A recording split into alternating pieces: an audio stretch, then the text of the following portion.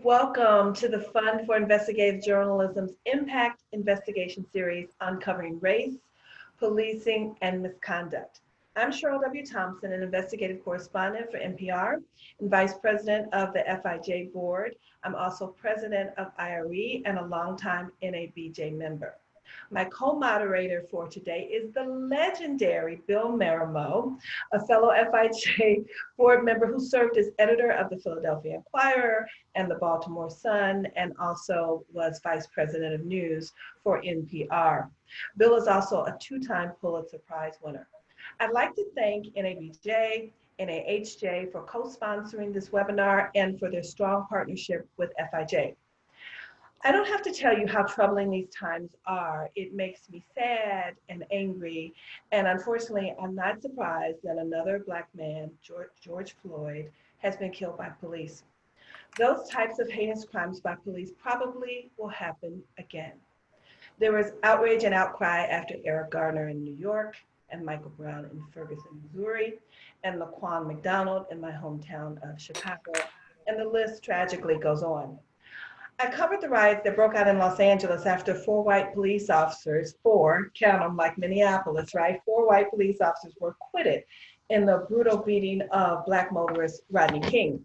I remember driving down Crenshaw Boulevard as a military tank rolled alongside me with a soldier perched with his gun drawn to keep the peace. I was there when protesters set fire to the kiosk at LAPD headquarters and watched as looters destroyed countless businesses. There's no doubt it's horrific, but we as journalists have to put our feelings aside and cover these issues like never before. We must do it fairly and with reporting that matters to our readers, listeners, and viewers. I'm going to turn it over to Bill. Thank you, Cheryl. I just wanted to outline what we're going to be doing over the next hour. It's a busy agenda, and for about 15 minutes, Cheryl and I will discuss our own work investigating police misconduct. Then we're going to have 20 minutes of discussion with 5 outstanding journalists who've received grants from the foundation. The remaining time will be yours for questions, answers, and tips from participants. I have 2 requests. Number 1, if you have questions, please direct them to a specific person if the question is for what that person discussed.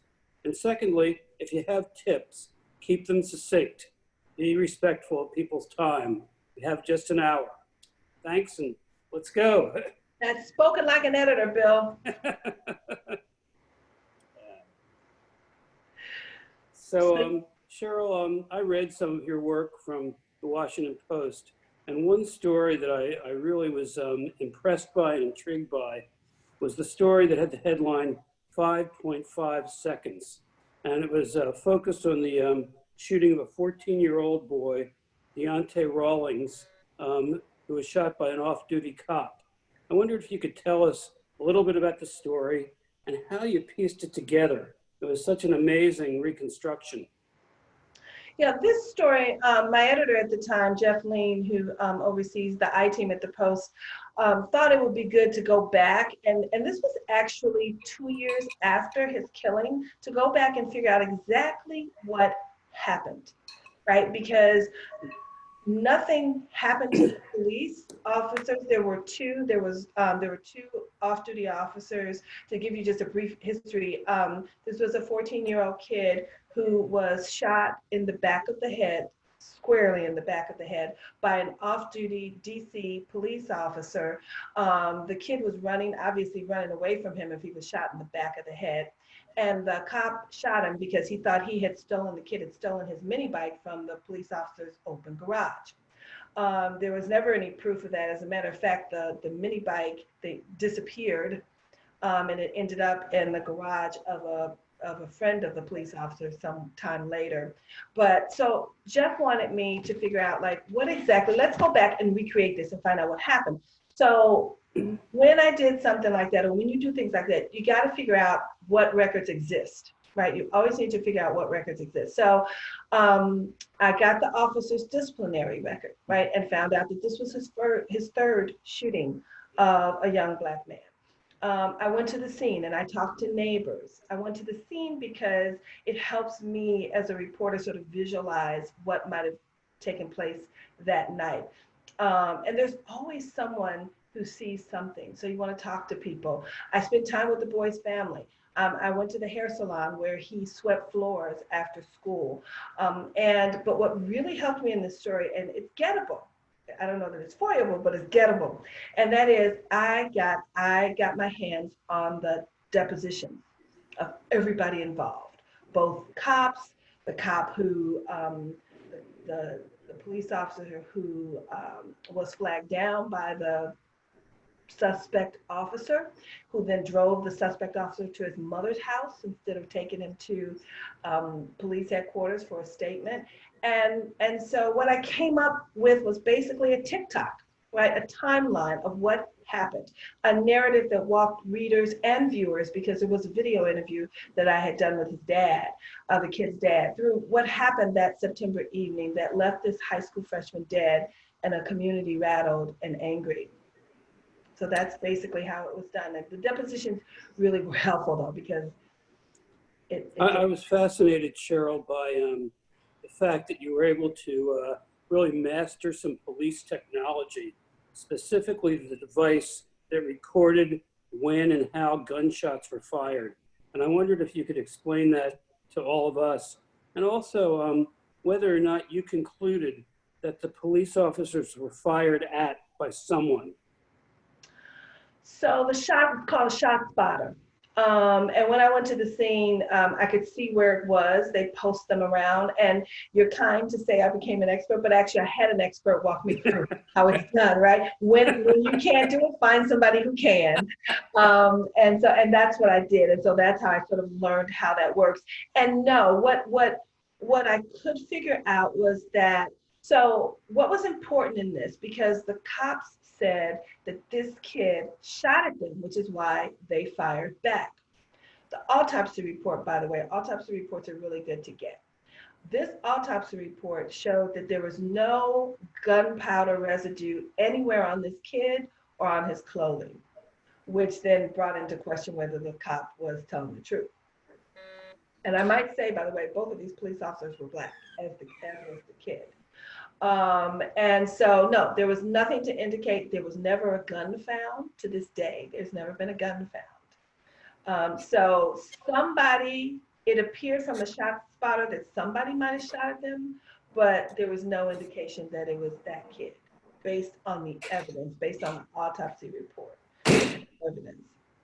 Cheryl, the other piece of yours that I read was a piece about death by taser. And I'm wondering if you could tell us about the genesis of that story and what you learned briefly. People who die at the hands of police by being tasered. So there are two types of, we were talking earlier, drive, stun, and probe. That's the other one, there's two. But that story was part of the Post year-long series on police shootings that won the Pulitzer Prize in 2016. I worked on, did one of those stories along with my colleagues who did a ton of other work. And that was, again, Jeff Lean was the brilliance behind that, and said, you know, like, how many people actually die from being tasered by police? And I didn't know. So what I did was, the first thing I always do, and the first thing I recommend to journalists, is read everything you can about a topic when you first start to find out what's been written about, because you don't want to reinvent everything. And so I read stuff and found out there was no comprehensive look at this. So that's a good thing for me. And I went back and I read stuff, and then I created a spreadsheet, basically in Excel, every case I could find. And then I started, and then I FOIA'd probably every state in the country to find out who had died from being tasered. And then I took what I thought were the most egregious cases and went to Texas, where a mentally ill man had been, who had died after being tasered by police, and they knew he was mentally ill, but they tased him, I want to say it was 13 times, way over what they should have. And there was a man in Georgia who was strapped. They had him strapped and naked, and they tasered him. and he died. And so the interesting thing about this story, there are a lot of interesting points, but the one thing about the Georgia guy was, police officers, police chiefs usually don't acknowledge a lot of times when their people have done wrong, right? I mean, they will if there's clear evidence, but oftentimes they don't. And so in Georgia, in this case in Georgia, it was Savannah, Georgia, where this young Black man was tasered by white officers. I believe they were white officers. I know one was, and died. And we had to figure out like what really went down. So I called the sheriff and I couldn't get him. I kept calling and calling and calling. Finally, I got a home number for him and I called him at home. And his wife answered the phone and she put me on hold. She said, "Oh, he just went out to check the mail. Hang on." Like 5 minutes go by and I'm like, "Where's the mailbox? Like in Atlanta? Like what?" And so she finally comes back and apologizes. She says, "I'm sorry it's taken so long, but he moves slowly. He has cancer." And I thought, okay. So he comes back and we talk and I ask him about it. And he says, "Yeah, my guys basically violated every policy we have. They had no right to do what they did. And I fired them and they absolutely did not follow protocol." And I'm like, is this guy really telling me this? Right? And because, have you heard of lawsuits by families, right? And he's telling me this on the record. And I thought, wow, this is really a good interview. And so this was I believe it was in September when I talked to him. And so the story was running right around Thanksgiving. And I get a call from a source in Savannah who says, "I just want you to know that the sheriff died today." And I thought, that's why he talked to me. He knew he was dying, right? He knew he was never coming back on that job. And so of course, we had to publish that he died, but we still published his interview. And some months later, some lawyers came and wanted to, subpoena me because nobody else had talked to him. And I was like, and Post has good lawyers. So I didn't have to deal with it. But anyway, so the story ran. And I have one last quick question for you. From reading the taser story, it's clear that the company cooperated with you a great deal. And I'm interested in what was their motivation? And did you feel like their side of the story was accurate, and thorough, and balanced? I do. I always think that smart people will cooperate, will call you back to find out at least what you're doing, what the story's about, right? I mean, there's a politician in Maryland, I won't say who because he just got reelected, but he would always call me back because he wanted to know, like, what are you doing? What's the story about, right? Before he says no comment. And so Taser International, because we had to be very careful with the wording, with stories like this, you can't accuse the company of doing anything wrong. That's a lawsuit waiting to happen. And so that's why we phrased it the way we did, saying people who died after being tasered by police, because it wasn't like the tasers were faulty. It was that the police abused them in a lot of instances. And so the company was more than happy to, I don't know that they were more than happy to participate, but they were absolutely cooperative. Thanks, Cheryl. Thank you, Bill. So now I'm going to switch gears and turn the tables on my dear colleague. Your Inquirer series on the Philadelphia Police Department's K-9 unit was amazing. So amazing that it won the Pulitzer for investigative reporting. One was investigative, one was public service, but it won the Pulitzer. And can you talk about how you approached that story and how journalists can tackle similar ones? I can. The story originated with a law enforcement source telling me that one particular canine unit was using defendants for target practice, getting them into custody and then unleashing the dogs. And this person had actually witnessed it and he was horrified. I found the victim, his name was Terrence Morton, and got the names of the officers. And it's always been my belief that if a police officer does something egregious once, it's very likely that the officer has done that many times before. So I took these officers' names, I went to the federal courthouse and the state courthouse, and I ran them through the defendant's index. And sure enough, there were lawsuits against these guys. And I began reading the cases, and I said to myself, this is really something. And interestingly, at the same time, there was a Philadelphia Inquirer reporter named Asel Moore, an African-American, one of the founders of NABJ. And he came to me and he told me about a case of a young man named Matthew Horace who'd come downtown to Philadelphia to celebrate the Sixers' last NBA championship. And as Horace got off of the subway, he was attacked by a canine dog named Ace number 8. And the officer, after he was just left in a bloody heap, the officer just told him to get the blank out of here. And that prompted me to really dig into the canine cases. And eventually, one of the plaintiff's lawyers gave me a list of all the cases that the department alleged there'd been. And I began reviewing them one by one to see what the allegations were they accidents, were they intentional attacks? And that's how it started.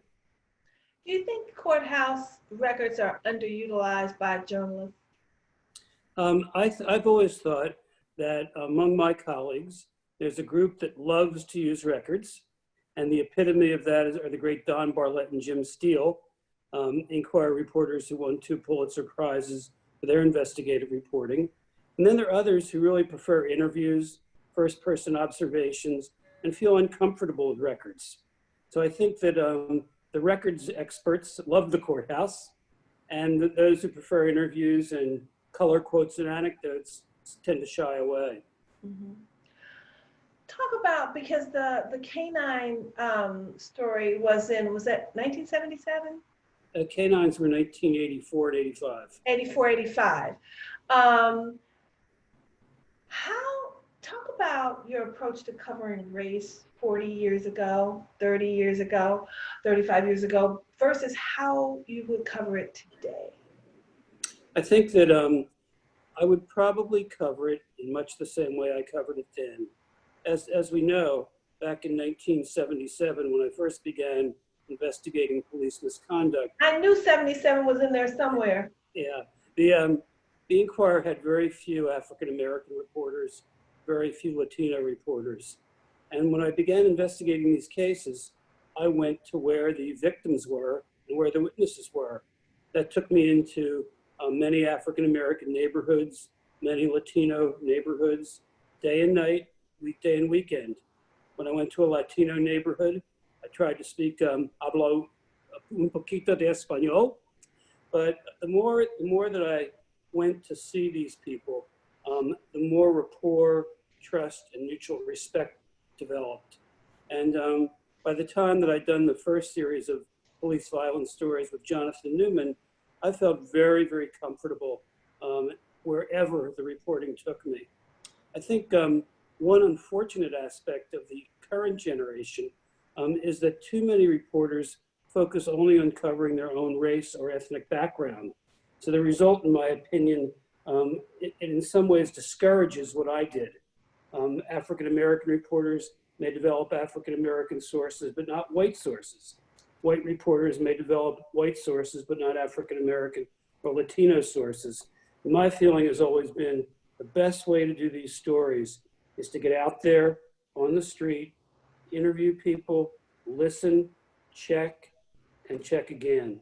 Mm-hmm. And some of the sources that I developed on these police violence sources, I'm still in touch with today. Wow. Which I want to, this is a nice transition into, you did a series on a police interrogation where they were beating confessions out of people. Talk about that, because you reviewed, was it 400 homicide cases? 433, yes. I think, homicide cases. I covered the courts back in 1976. Oh, so you do like the courthouse. That yes. I think that to be the complete reporter, you've got to master both public records as well as interviews and firsthand reporting. You need to do both. But I used to attend suppression hearings in which the defense lawyers would argue that any confession to any crime should be suppressed because either their clients had been held more than 24 hours, they hadn't been issued Miranda warnings, or they'd been beaten to smithereens in order to extract a confession. And the benefit of those suppression hearings was that there was also medical evidence and photographs.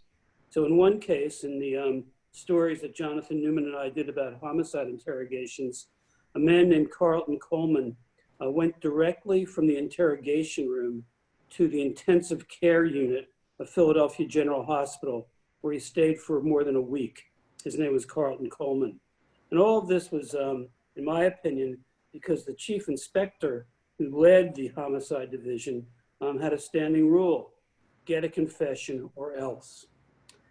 Interestingly, Jonathan and I were able to actually interview some of the homicide detectives accused of beating people to smithereens. And we did it on the basis of promising them we wouldn't use their name. We would only call them, we would give them generic identification: the young detective, the veteran detective, the retired detective. But when they talked to us, frankly, the interviews were incendiary. And everyone in the police department, everyone in the district attorney's office knew that they were speaking the truth. One of the lines that was in the homicide files, which we wrote in '77, was a homicide detective saying, "Innocent until you're proved guilty, bullshit. When we arrest them, they are guilty." So do you think, Bill, that still goes on, beating confessions out of people? Do you think it still takes place today? And if you do, how journalists, how reporters can start looking into how they can look into what are the steps they should take? Cheryl, I'm a little more removed from the trenches these days, but I think it's probably rarer than it was in 1977. And I think it's rarer for a couple reasons. First of all, journalists are now acutely aware of the phenomenon. Secondly, lots of departments require now that the interrogations be videotaped. And I think that videotaping the interrogation process really reduces the likelihood that someone is going to end up in intensive care after being questioned. And this, I'm going to mention one other thing that I think is a critical factor for this generation of reporters and editors. In 1977 and 1984, there were no iPhones. And when you don't have an iPhone, you can't record anything for posterity.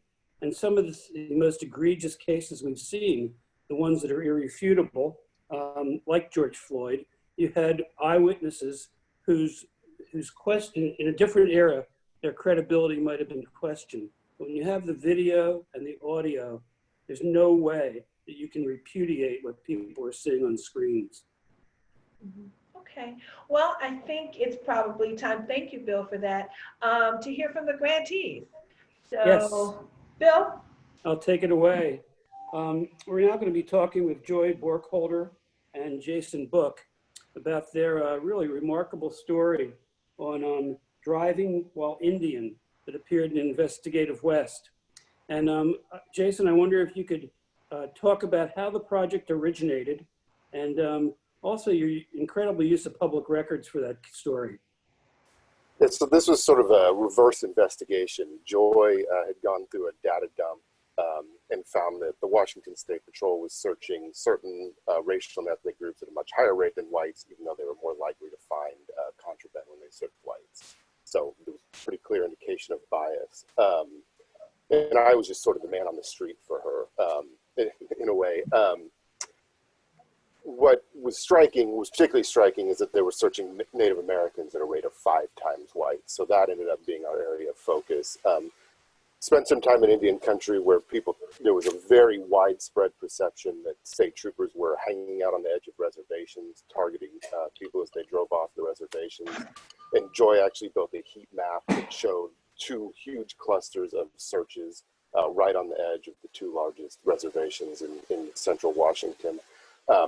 The open records request that Mosi that we'd submitted showed not just that this had been something the patrol's own studies had found 15 years ago and they'd never taken action to correct, but also uncovered sort of an email exchange where a high-ranking official was laughing off with a very racially insensitive remark, a legislative reporting requirement on race and ethnicity data. And I think Joy can talk a little bit about the data, because I think that's probably pretty valuable to people who are looking to start their own investigations right now. And Jason, what happened in the aftermath of your story? Well, we had a solutions sidebar that I liked. I thought it had some really interesting conversation, but those were largely eschewed. The State Patrol, or the legislature did fund the State Patrol to start a new round of studies like the ones they'd abandoned 15 years ago that had found more or less the same thing that we did. So they're right now they have money to go out and do what we just did and decide if they believe it or not.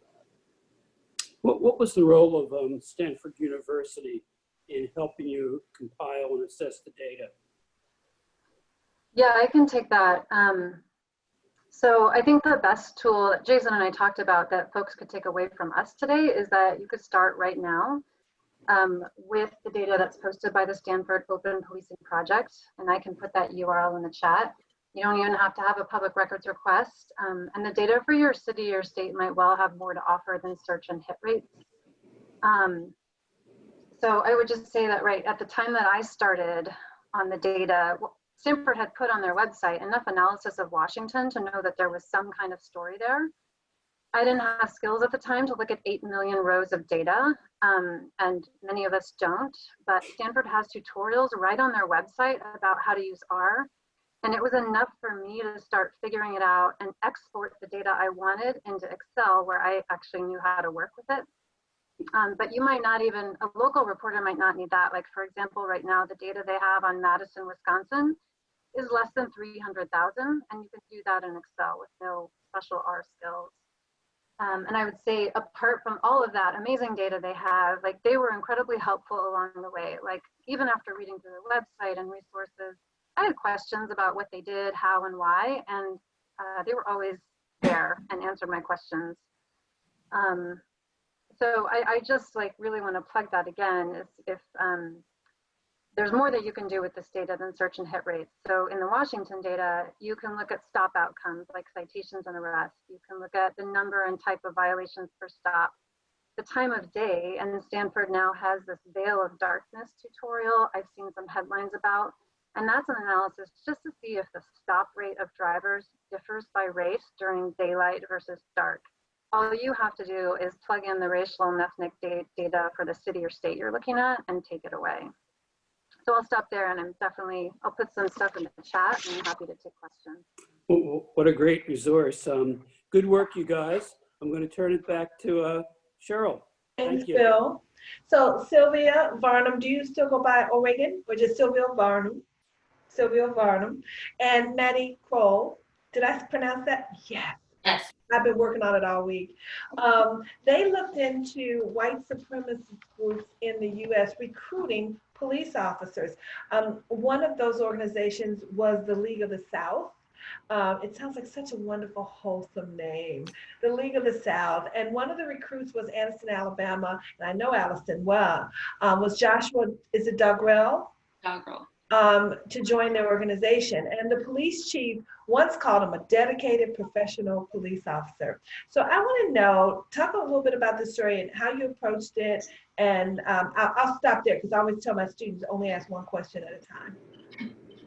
Yeah, so I mean, just to kind of give the sort of backstory on how we kind of came to the topic, you know, we had been aware of this FBI report from 2006, basically warning that white supremacist groups were working to infiltrate police departments and recruit police officers. And we both found this like incredibly surprising. And it had gotten a little bit of coverage, but we felt like it needed some more reporting. So we started looking into it. And the place where we started was we started asking and talking to former members of neo-Nazi or white supremacist groups who had sort of, reformed. And through that came to a tip in Chicago, actually, was where we started, where a Chicago police officer, we were told, had been a member of the skinheads. And so we started looking into this officer, and it was really difficult, as Bill mentioned earlier.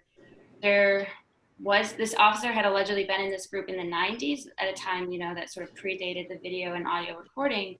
And we really struggled to sort of, prove that this officer had been a part of the group. We spoke to kind of a lot of people around him. Lots of people would speak to us off the record, but we couldn't kind of, get over, we couldn't get enough evidence. So we sort of hit a wall there, but we didn't kind of want to give up on the story, and we started looking more nationally, and we created a sort of a Microsoft Excel, database, going state by state, sort of combing through local media outlets, and just sort of creating our own list of any case where we found a police officer who had ties to any kind of extremist group. And that was how we came across the story of Josh Stockwell.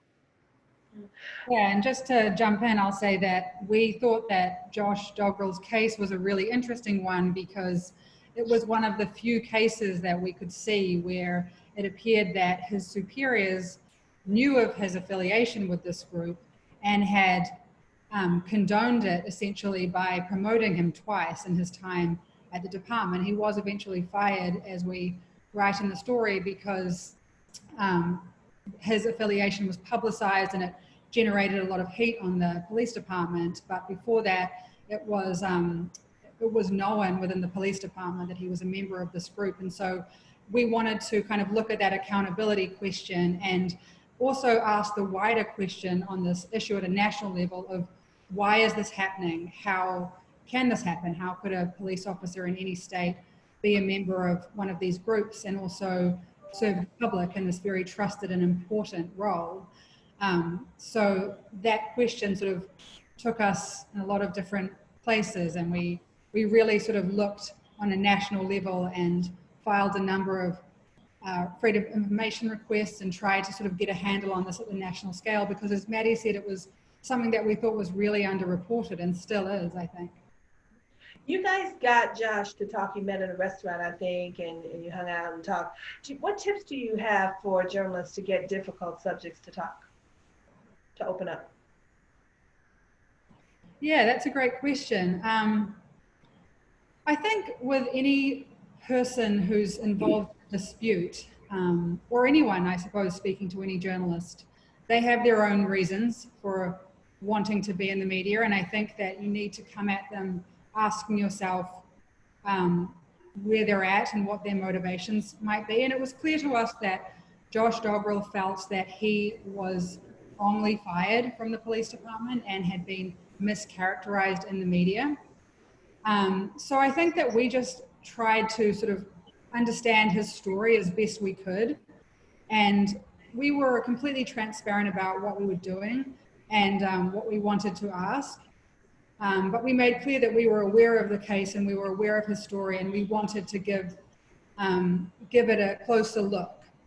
And I think that that made him open up, and perhaps he would have opened up to any reporter because he did want to be heard. I'm not really sure, but just doing our research and understanding the full facts of the story, I think, really helped and made for a very wide-ranging interview with him, or interviews. Back to you, Bill. Okie doke. Thank you, Cheryl. Now we're going to turn to Mosi Secret. And Mosi's been working on Mosi has a background having worked at the New York Times and ProPublica. And he's now working on a project that he can't tell us all about it, but it basically has some very special challenges and thorny challenges involving the coverage of race, policing, and police misconduct.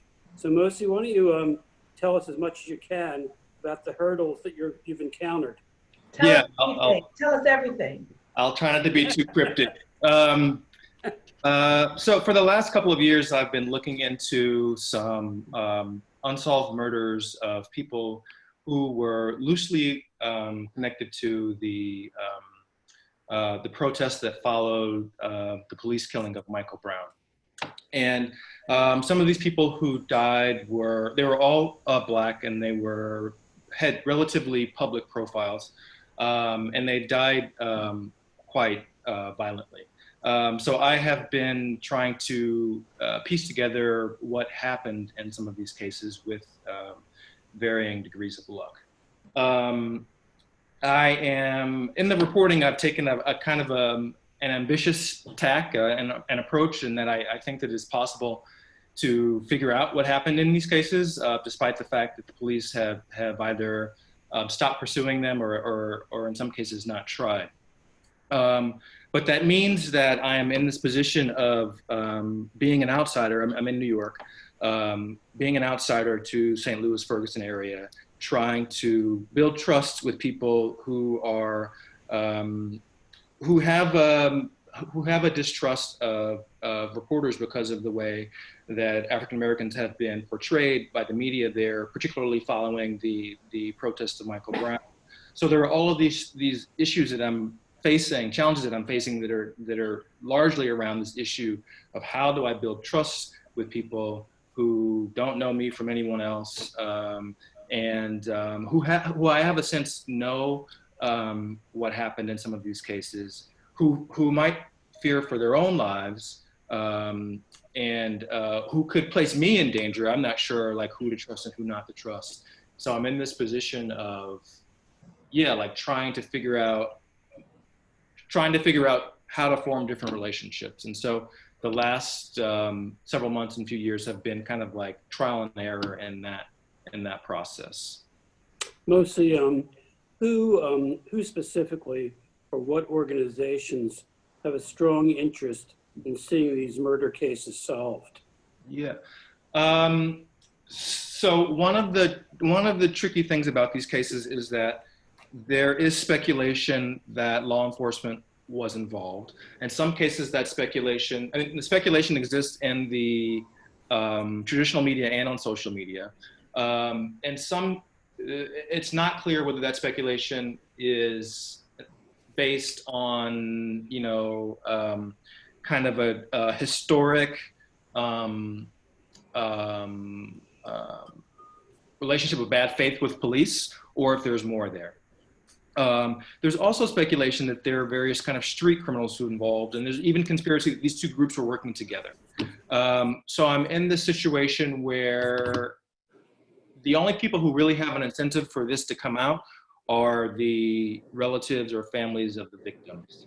And they don't necessarily have a clear sense of what happened. So I'm having to kind of like navigate these groups where there's a lot of kind of mistrust between them and directed towards me. Yeah, I think that the people who have the clearest incentive for the truth to come out are the victims' families. Mosi, one last question before we turn it over to Cheryl. Does St. Louis have an association of African-American police officers? In Philadelphia, there's something called the Guardian Civic League. And over the years, I always found that in civil rights cases, including the canine cases, they were very receptive to giving me as much insight, information, and perspective as they could. There is a black police fraternity or police association in St. Louis, and a white one. And unfortunately, they have not been so helpful. I made a couple of approaches that didn't go that well. Yeah, I've had pretty limited success getting any type of help from law enforcement. It's actually been really interesting for me to listen to you guys and to other people on this call, because it's kind of, it gives me a little bit of inspiration to perhaps return to some of these folks, because there is a possibility of developing sources along these lines, but I haven't had much luck in that area. We'll talk after this webinar. I was actually thinking that, like, I would love to talk more. Mosi, thank you, and Cheryl, back to you. Thank you, Bill. So our final grantee is In-Depth New Hampshire, which has extensive experience trying to pry loose public records. And recently they won a New Hampshire Supreme Court ruling that will give more access to public police disciplinary records. So publisher Nancy West did a fascinating story about convictions being overturned because prosecutors failed to disclose evidence of police misconduct. I'm clutching my pearls. That could have helped prove a defendant's innocence. Nancy, walk us through how you found those cases. Where did you start? This is very complicated. Oh, you're muted, Nancy. Sorry about that. You know, I guess I started this particular story, and I just wanted to let you know, we didn't win our case yet, but there were two cases that were won that indicate we have a great chance of success. There were 4 public records cases before the Supreme Court. 2 of them have overturned the hurdle. There was a case called the Fenneman case that was a huge hurdle to getting any public records about police misconduct. And this particular Supreme Court case has overturned that. But for me, you know, I had a premonition. I have a premonition. There you go. Oh, keep your fingers crossed. Actually, I'm already trying to get those records just because the Fenneman case is no longer the hurdle that it is. And I think we have a big chance in the future to start getting these records. And they're very important. We have a list called the Lori list. That contains about the names of about 285 police officers who have personnel records that include dishonesty. So they really have to be turned over to the defense before they can testify at trial. And we, you know, when I started on this case, it was 2012. So be persistent, be patient, and know it's going to take some time. But we've been reporting on police misconduct, the secrecy that protects it, for 8 years now. And finally, at a time when the newspapers have little money to take cases to court, fortunately, the ACLU New Hampshire stepped in, and some of the newspapers jumped in pro bono, you know, had their lawyers come in pro bono.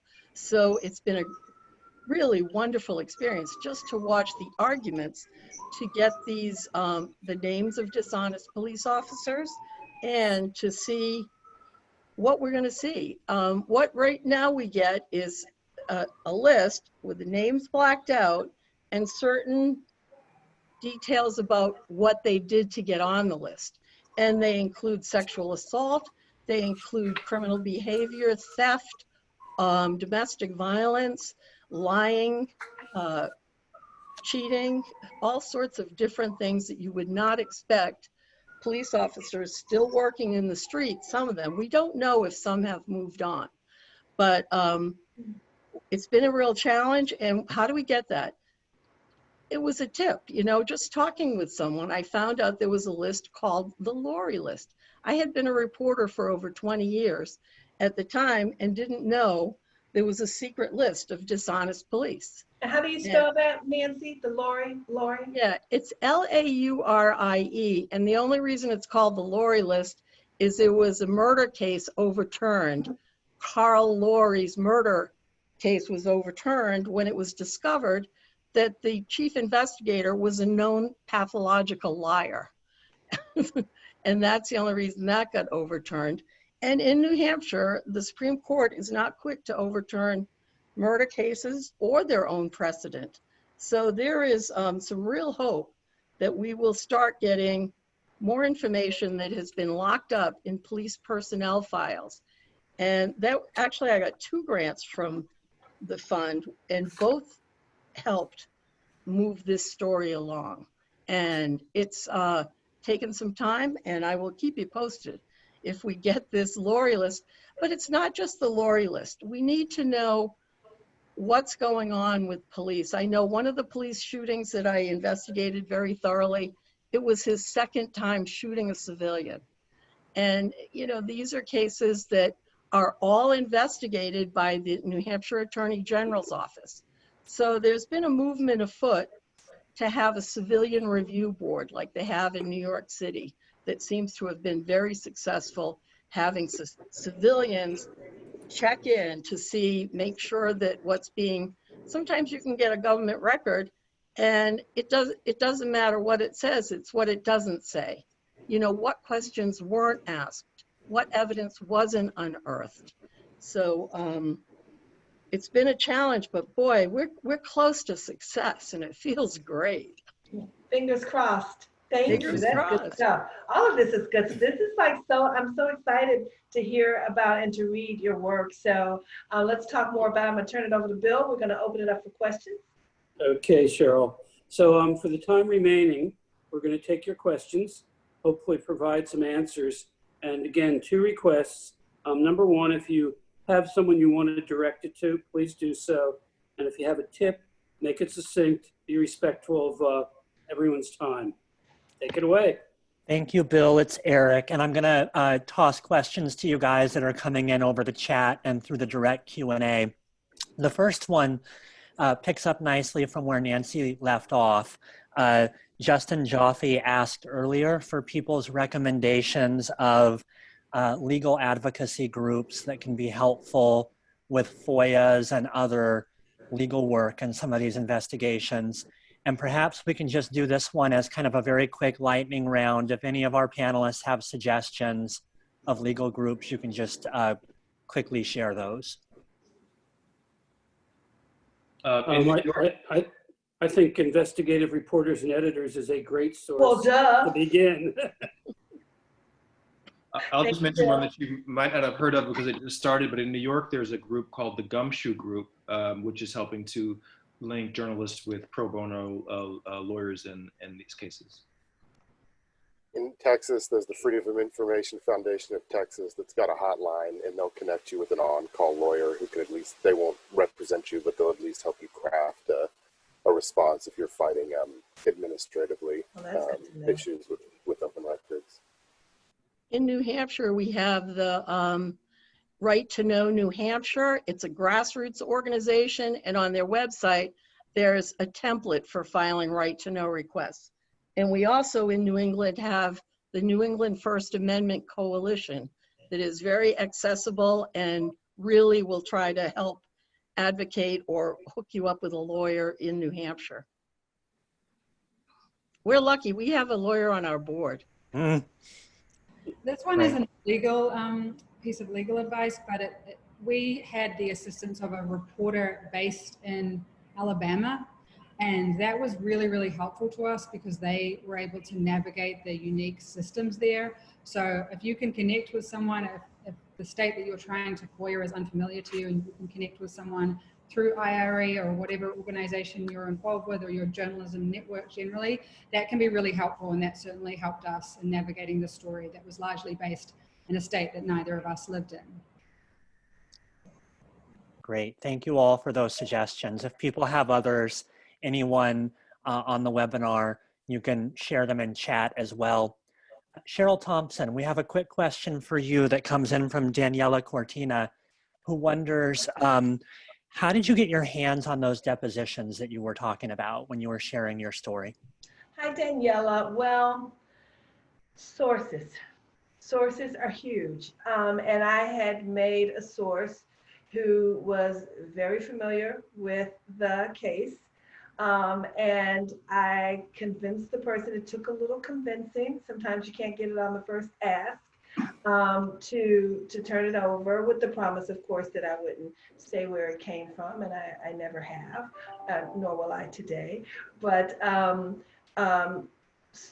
you know, lawyers are good, cops are good. You know, one thing I know about police from covering police in DC, they don't like when one of their own does something shady, right, and untoward. They don't like it. Every cop I talked to on that force said that officer was wrong for shooting that kid in the back of the head, because when someone is, if you shoot anybody in the back, they're not a threat. And so, and cops didn't like that. Black cops, white cops, no cops like that. And so when that happens, sometimes they're more than willing to help you. So just, you know, put your feelers out for, and sometimes, I don't know about now because everything's electronic, but back in the day, court records were paper, and you could go and you could pull a file, and they would have depositions in there oftentimes. So if it's a case, you know, that's been around for a minute, you may want to request it. It's probably archived somewhere in some building far away, but they can get it for you, and try it that way. Great, thank you, Cheryl. Bill, the next question is for you.